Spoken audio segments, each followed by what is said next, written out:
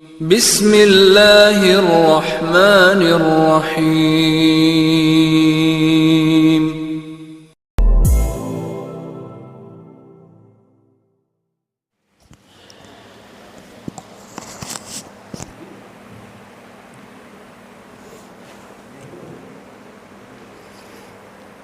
Bismillahirrahmanirrahim. Assalamualaikum warahmatullahi wabarakatuh.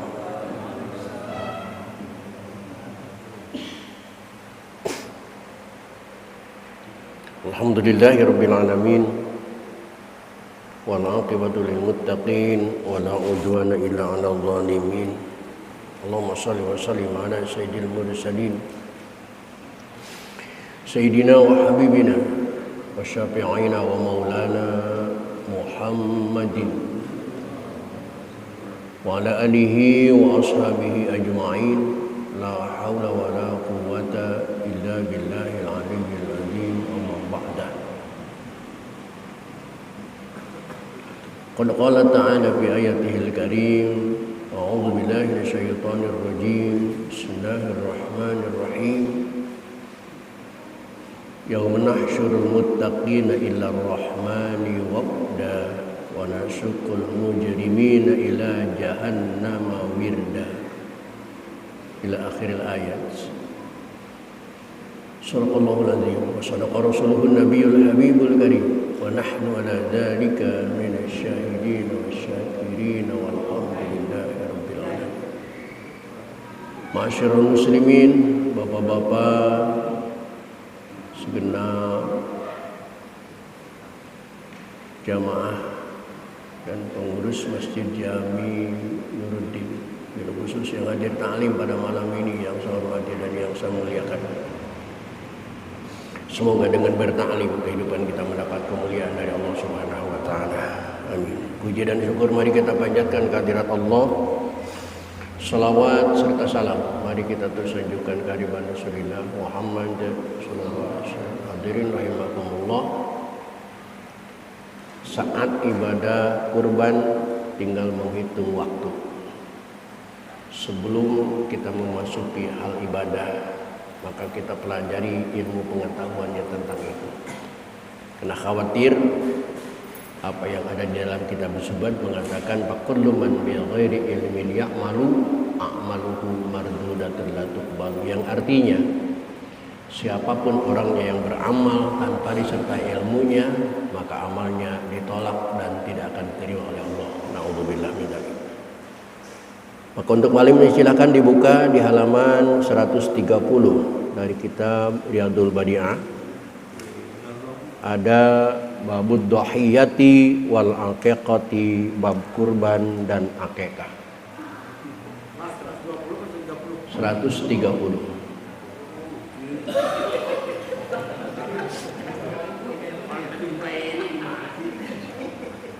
Al-Fatihah. Bismillahirrahmanirrahim. Alhamdulillahirabbil alamin arrahmanir rahim maliki yaumiddin. Iyyaka na'budu wa iyyaka nasta'in ihdinas siratal mustaqim siratal ladzina an'amta 'alaihim ghairil maghdubi 'alaihim waladdallin. Kong Haji. Jemput Kong Haji. Kong Haji di depan.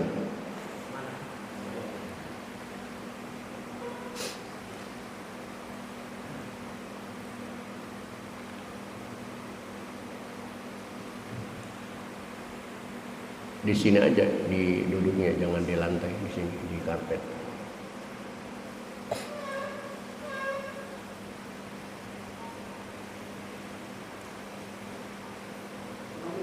Halo. Di sini aja duduknya, di karpet, jangan di lantai. Di sini, samping saya juga nggak apa-apa.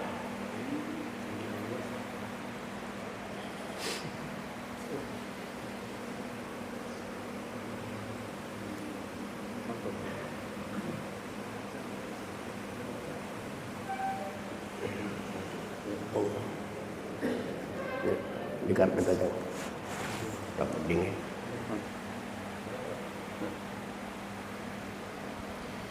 Bismillahirrahmanirrahim. Babud dhahiyati wal aqiqati. Ini bab menerangkan memotong hewan kurban wal aqiqati dan aqiqah. Jadi sebutan yang benar itu aqiqah. Kalau bahasa kita di masyarakat bagaimana?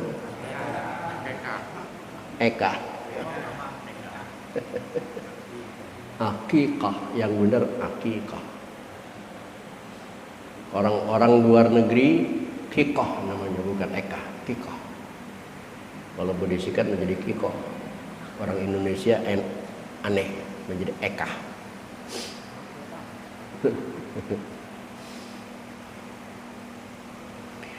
Kenapa kita harus akikah, harus eka?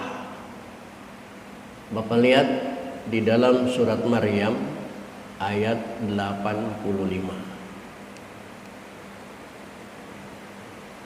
Surat Maryam ayat 85, Allah berfirman, Bismillahirrahmanirrahim, yauma nahsyurul muttaqina ilar rahmani wafda. Wahai umat, udhkur, ingatlah kenikmatan dari Allah buat kalian. Yauma nahsyurul muttaqina, pada hari di mana orang-orang yang bertakwa digiring, dikumpulkan menghadap Allah Subhanahu wa taala di mahsyar untuk disidang amal perbuatannya. Orang-orang yang bertakwa itu wafda, jam wafidin bimakna rokibin, dalam keadaan berkendaraan. Apa kendaraannya? Yaitu kurban. Sebaliknya, Maryam ayat 86, wa nasuqul mujrimina, dan kami giring orang-orang yang lacur bikuprihim ila jahannama, menuju neraka jahanam, wirda, hanya berjalan kaki, jam'u wadidin bimakna masyin, mereka berjalan kaki, atau syana, sambil kelaparan dan kehausan. Itulah bedanya.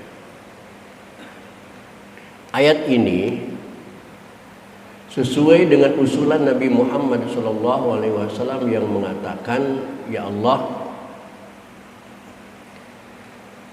umatku tidak mampu membayangkan bagaimana dari hari kiamat nanti, sementara matahari yang 7 menampakkan diri semua. Satu matahari saja panasnya hampir 50 derajat, bagaimana kalau 7-7-nya nampak?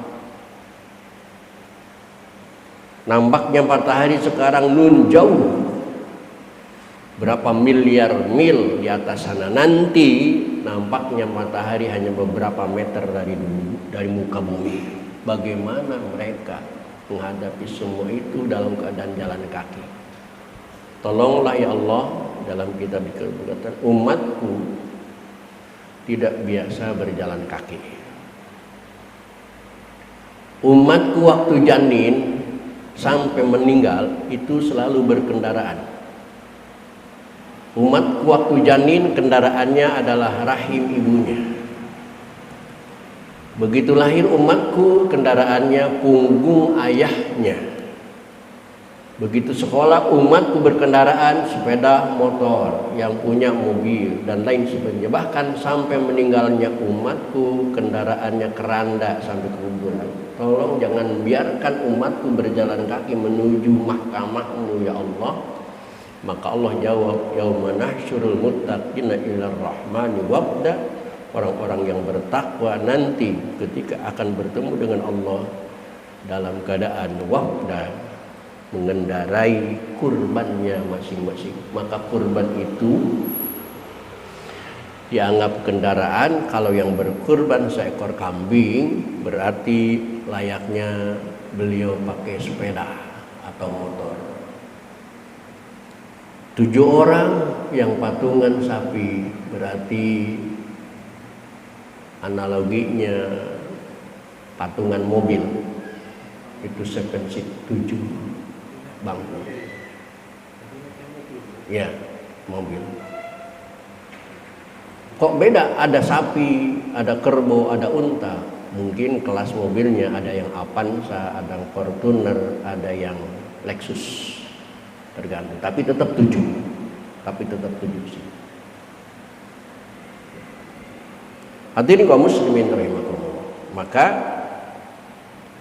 mulianya orang yang berkorban. Nabi Ibrahim, satu-satunya nabi yang kita sebut namanya di dalam salat. Allahumma shalli ala sayyidina Muhammad wa ala ali sayyidina Muhammad kama shallaita ala sayyidina Ibrahim. Begitu istimewa Ibrahim dalam pandangan Allah, sampai-sampai setelah Ibrahim yang jadi nabi itu tidak keluar dari garis keturunan Ibrahim.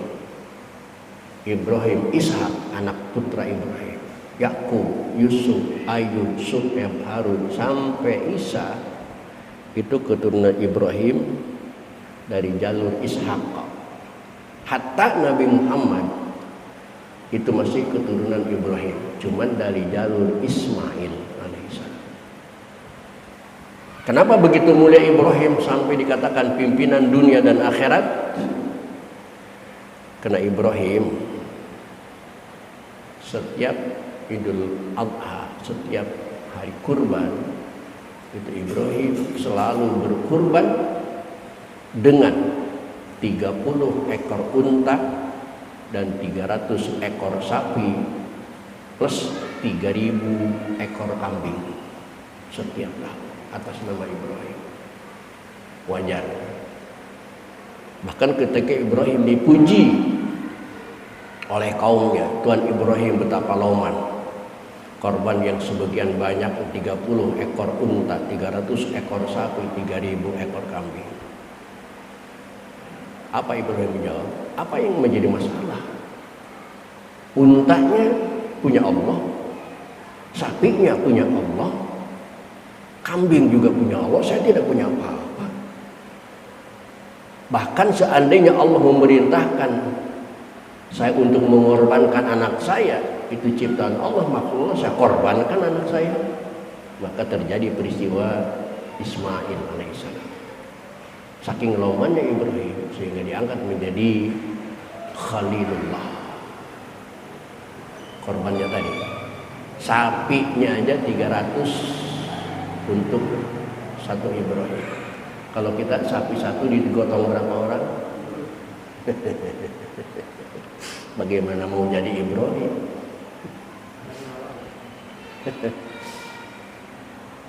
Nah, dohiyah dan akikah itu, kurban dan akikah itu adalah ibadah yang kembar, ibarat anak-anak kembar. Banyak persamaannya, sedikit perbedaannya. Persamaan jenis hewannya, akikah dan kurban itu sama. Setiap hewan yang sah dipakai korban itu juga sah dipakai akikah. Maka sampaikan kepada pedagang kambing yang suka mengatakan, Bapak kalau mau beli hewan kambing korban udah habis, ada juga kambing akikah. Itu keliru. Karena setiap kambing yang bisa dipakai akikah itu juga bisa dipakai korban. Kalau kambing itu tidak bisa dipakai korban, maka tidak bisa dipakai akikah. Karena sama hukumnya. Jenisnya sama, hukumnya juga sama, yaitu sunnah muakkad kifayah. Cuman waktunya saja yang berbeda. Kalau korban hanya dibatasi 4 hari dalam 1 tahun, kalau akikah tidak ada batasan waktu, kapanpun, hari apapun, bulan apapun, jam berapapun, tanggal berapapun, silahkan. Lebih jelasnya yuk kita ikuti. Apa yang dimaksud dengan korban? Ad-dhahiyatu. Maka yang dimaksud dengan korban adalah mayul bahu minan na'am. Itu hewan yang disembelih dari hewan ternak.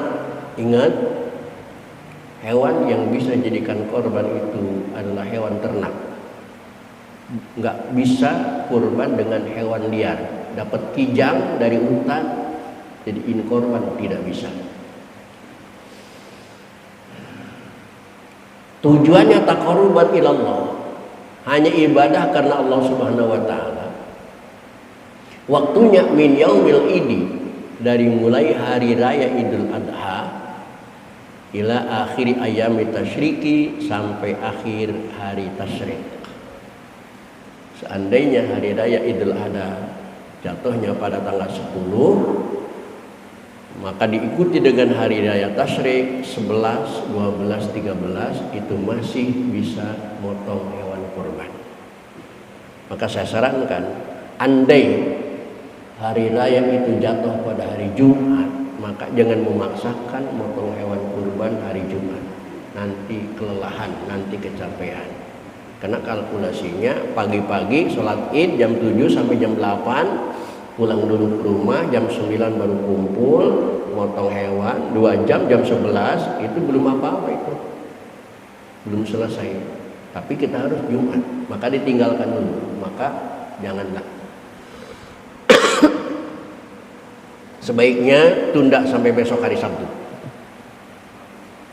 Sabtu sibuk, silakan potong hari Ahad. Hari Ahad repot, silakan hari Senin. Sebelum maghrib Senin itu masih sah memotong hewan kurban. Kena tasyrik yang ketiga. Kena jumlahnya 4 hari.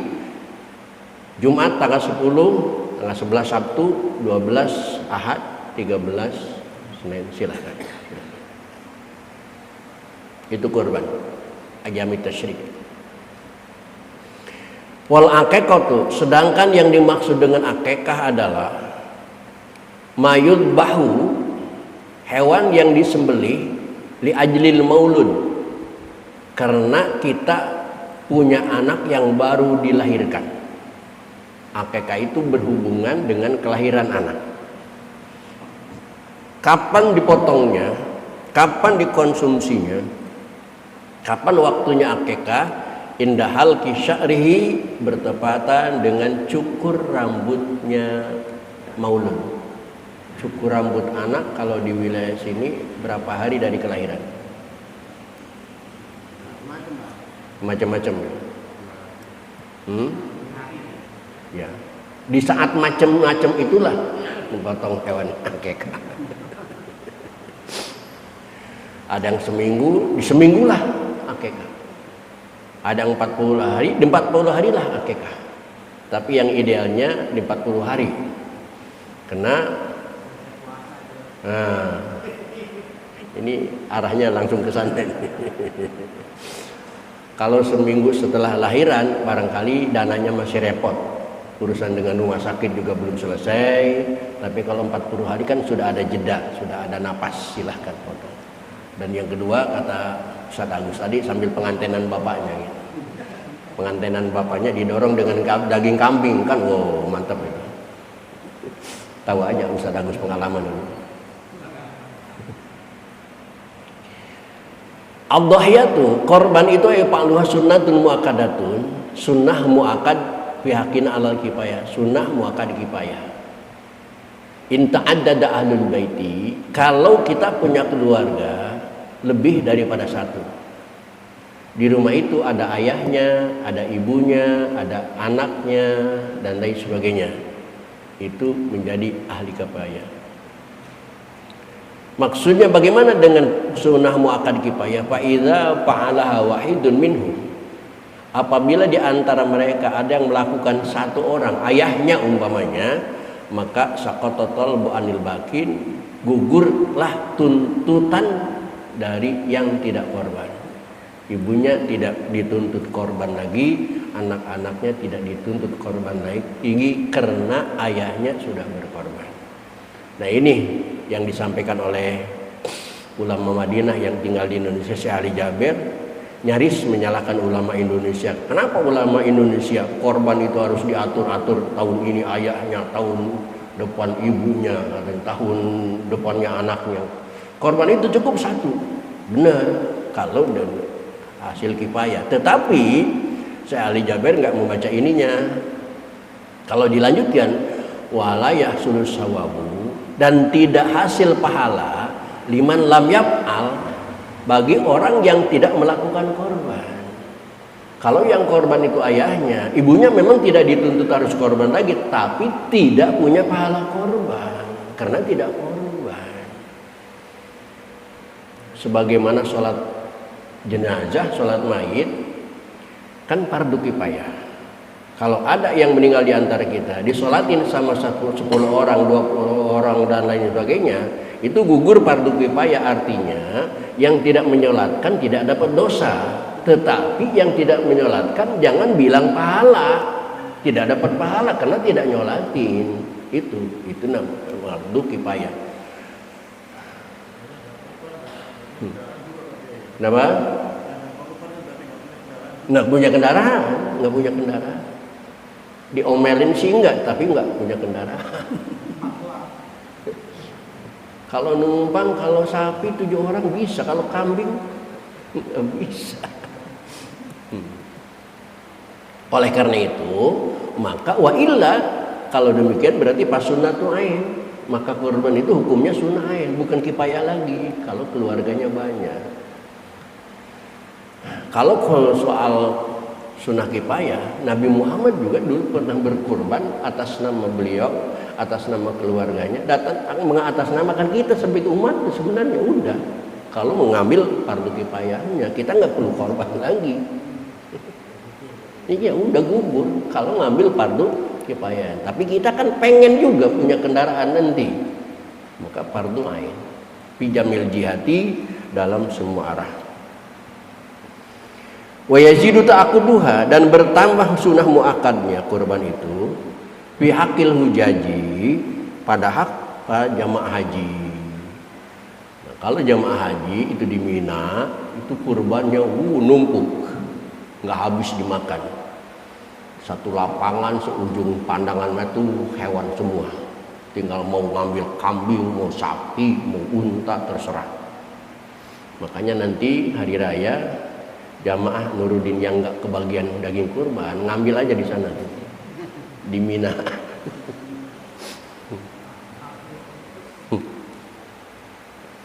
Wa yadkhulu waqtuha, dan masuk waktunya korban itu idza talati syamsu, apabila sudah terbit matahari, wa madha zamanun, dan sudah lewat zaman, yasau salatul idi, yang mencukupi salat Idul Adha, wa khutbatai, dan 2 khutbahnya. Mulai masuk waktunya adalah setelah khutbah Idul Adha bi aqalli mungkinin, dengan khutbah yang singkat. Khutbahnya nggak usah panjang-panjang lah. Khutbah itu saya sama keluarga saya memprogram nggak usah panjang-panjang, yang penting masuk aja materinya udah cukup. Panjang-panjang juga kan waktunya orang butuh, membuang waktu. Ya.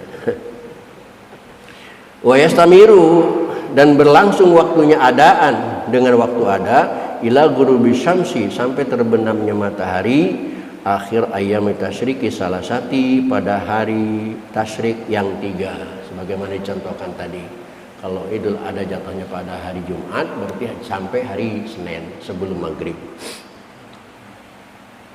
Dengan mengetahui waktunya, maka penjelasan kemudian paman dabaha, maka barang siapa yang memotong hewan kurbannya dhahiyatau qabla dukhuli waqtiha, sebelum masuk waktunya, lam taqo lahu dhahiyatun, maka tidak jadi baginya kurban. Malam takbir ada kambing yang sakit, dipotong aja malam ini, nggak bisa, nggak sah, karena belum masuk waktunya. Begitu juga waqada man dabaha, barang siapa yang menyembelihnya ba'da khuruji waqtiha, sesudah keluar waktunya, itu juga tidak sah.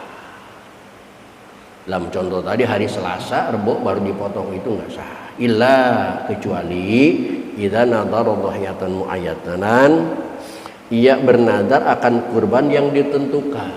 Bertahun-tahun dia sudah azam mau korban, nazar mau korban, pada waktunya dia kembali hewan kurban dan sudah diniatkan ini kambing buat korban, dhahiyatan muayyanatan, au dhahiyatan fi dhimmatihi, atau akan menyembelih kurban yang dipertanggungjawabkan, summa ayyanal mangdura, kemudian ini yang menentukan yang dinadarkan itu ternyata hari-hari 4 tadi dia sibuk, ada urusan luar negeri, ada urusan rumah sakit dan lain sebagainya, sampai hari Selasa baru ada waktu wa akhir dzabha, dan dia mengakhirkan penyembelih itu hatta kharjal waktu, sampai keluar waktunya. Tapi karena kurbannya sudah kurban nazar, fa innahu yalzamu ba'dahu, maka sesungguhnya mesti menyembelih sesudah keluar waktunya.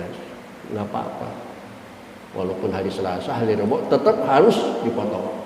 Karena sudah dinazarkan, sudah ditentukan kambingnya. Dan ternyata wa yakunu qadaan, dan jadi nyembelih korban itu termasuknya qada, sah sebagaimana sholat. Ada yang qada, nggak apa-apa. Daripada nunggu tahun depan, belum tentu kambingnya sampai tahun depan, nggak apa-apa. Kalau tadi istisna ada alasan. Tetapi kalau disengaja, wa yahrumu, dan haram ta'khiru dzabhil wajibati, mengakhirkan menyembelih korban yang wajib, an waktiha, dari waktunya, bila udhrin, tanpa adanya udzur. Tetapi kalau tidak ada udzur, sengaja diakhirkan, itu tidak boleh.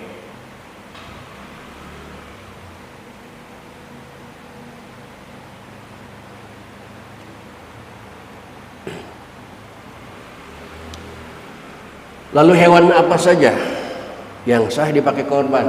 Tadi kan hewan ternak, tidak boleh hewan liar. Dapat kelinci buat korban nggak boleh, dapat kijang nggak boleh, kambing hutan nggak boleh. Nanti dijelaskan wala tasihu tadhiyatu illa bil an'am. Insyaallah akan kita lanjutkan pada pertemuan yang akan datang. Untuk malam ini cukup sampai di sini. Assalamualaikum warahmatullahi wabarakatuh.